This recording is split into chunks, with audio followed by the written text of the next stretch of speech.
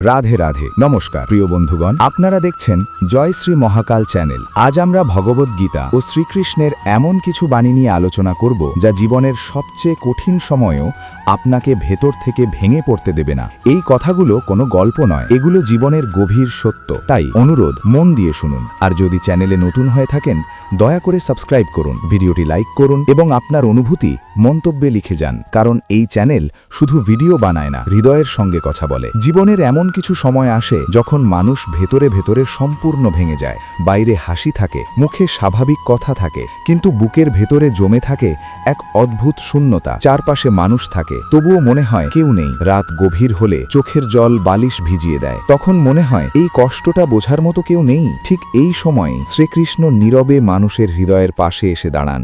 তিনি জোরে ডাকেন না, প্রশ্ন করেন না, শুধু কাঁধে হাত রেখে বলেন, আমি আছি। শ্রীকৃষ্ণ কখনো বলেননি যে জীবনে কষ্ট আসবে না। তিনি স্পষ্ট করে বলেছেন, কষ্ট আসবেই, কারণ জীবন মানেই পরীক্ষা। কিন্তু তিনি এটাও বলেছেন যে মানুষ আমাকে ধরে রাখে, তাকে কষ্ট ভেঙে দিতে পারে না। কুরুক্ষেত্রের মাঝখানে দাঁড়িয়ে অর্জুন যখন অস্ত্র নামিয়ে রেখে বলেছিল, আমি আর পারছি না, তখন কৃষ্ণ তাকে দুর্বল বলে অপমান করেননি। তিনি বোঝেন ভেঙে পড়া মানুষের স্বভাব, তাই শান্ত কণ্ঠে বলেছিলেন, ভয় পেও না, তুমি একা নও।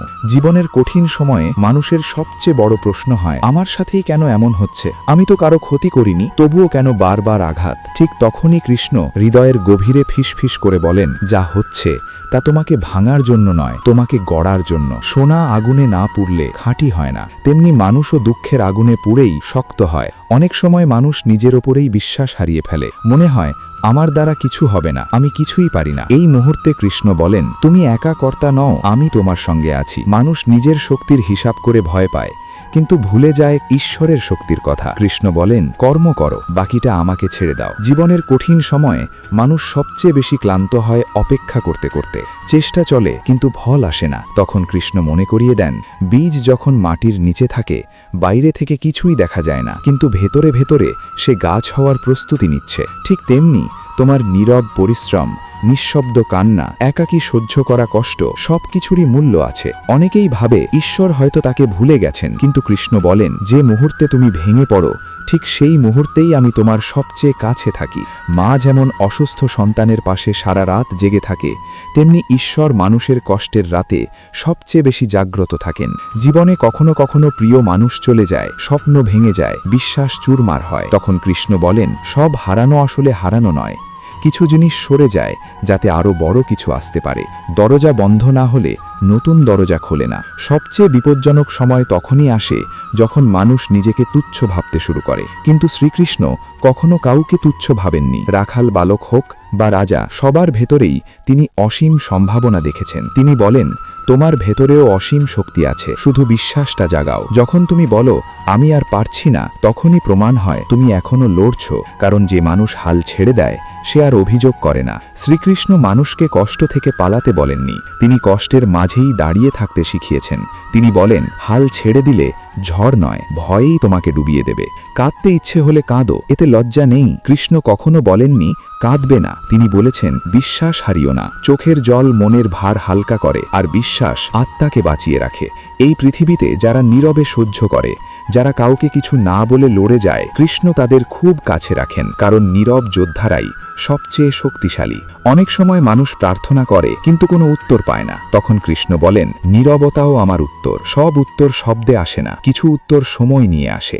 প্রার্থনার দেরি মানে প্রত্যাখ্যান নয়, প্রার্থনার দেরি মানে প্রস্তুতি। কাছের মানুষ যখন দূরে সরে যায়, তখন মনে হয় বিশ্বাস বলে কিছু নেই। কৃষ্ণ বলেন, মানুষ ছেড়ে যেতে পারে, কিন্তু আমি কখনো ছাড়ি না। কারো চলে যাওয়া তোমার অযোগ্যতার প্রমাণ নয়, বরং তার যাত্রার সীমা। ভিড়ের মাঝেও যখন একা লাগে, তখন মনে রেখো ঈশ্বর বোঝেন।